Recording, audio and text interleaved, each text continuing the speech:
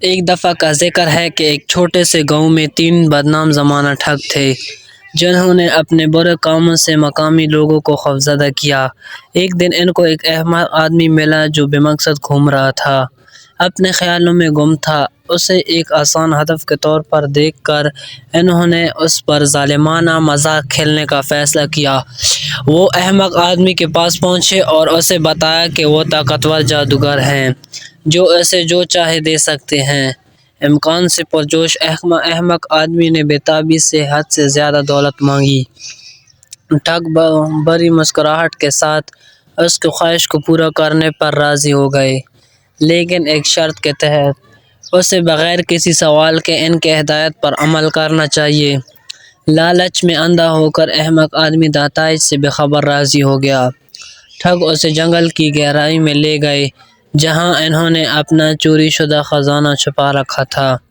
انہوں نے اسے ایک گڑھا کھودنے کی ہدایت کی اور وعدہ کیا کہ یہ سونے سے بھرے جادوئی دائرے کی طرف لے جائے گا۔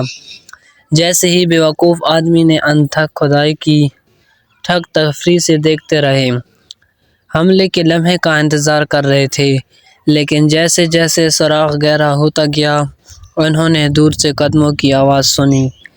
گھبرا کر غنڈے بے وقوف آدمی کو جنگل میں اکیلا چھوڑ کر بھاگ گئے۔ تھکے ہارے اور الجھے ہوئے بے وقوف آدمی کو آخر کار حقیقت کا ادراک ہوا۔ وہ ٹھگوں کی شرارتوں سے دھوکہ کھا گیا تھا۔ بھاری دل کے ساتھ وہ گاؤں واپس آیا اور شہر والوں کے سامنے اپنی حماقت کا اعتراف کیا۔ اگرچہ وہ اس کی بدقسمتی پر ہنستے تھے لیکن وہ اس کی ایمانداری کی تعریف بھی کرتے تھے۔ اس دن کے بعد سے بے وقوف آدمی نے ایمانداری اور دیانتداری کی قدر سیکھی۔ وہ کمیونٹی کا ایک معزز رکن بن گیا، دوستوں کو فریب اور لالچ سے ہوشیار رہنے کی تعلیم دیتا ہے، اور جہاں تک تینوں ٹھگ کا تعلق ہے ان کی دہشت کے دن ختم ہو گئے، کیونکہ ان کے برے طریقے سچائی اور نیکی کی طاقت کے لیے مماثلت نہیں رکھتے تھے۔